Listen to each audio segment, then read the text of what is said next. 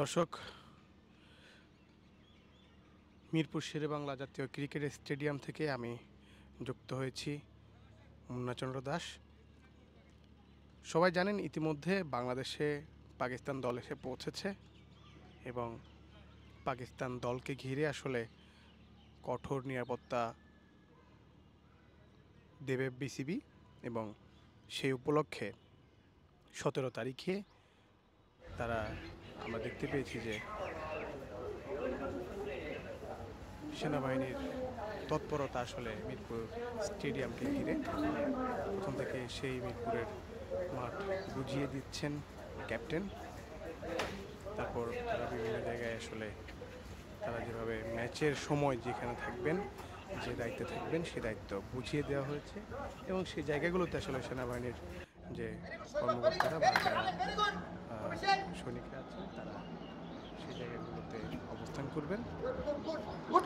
পাকিস্তান এবং ভারতের যে কদিন আগে যে ঝামেলাগুলো হয়েছে, সেই ঝামেলাগুলোর পর থেকে আসলে তাদের দুই দেশের যে অস্থিরতা, পাকিস্তান এবং ভারতের, সেই অস্থিরতার পরে আসলে তারা যে দিকে যাচ্ছে, যেখানে এই সিরিজ খেলছে সেখানে বাড়তি নিরাপত্তা দেওয়া হচ্ছে এবং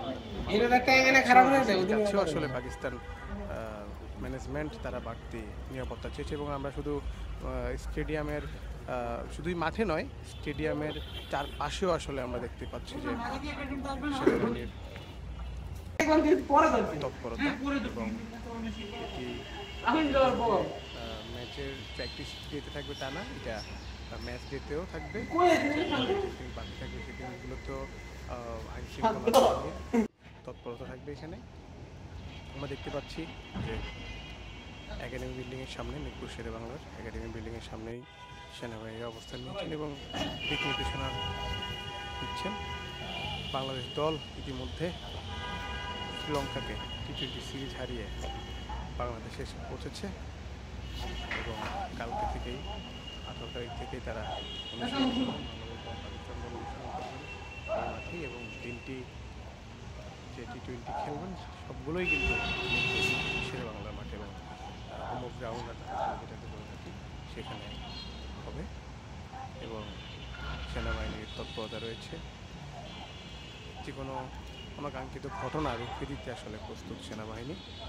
আমরা বিশ্বস্ত সূত্রে জানতে পেরেছি যে শুধু আজকের যে তাদের যে মহড়াটা, সেনাবাহিনীর যে মহড়াটা, সেটা একদমই জাস্ট প্র্যাকটিস বলা যায়। কালকে তারা একদম বিমান বা হেলিকপ্টার নিয়ে আসবেন এবং ডগ স্কোয়াডও থাকতে পারে।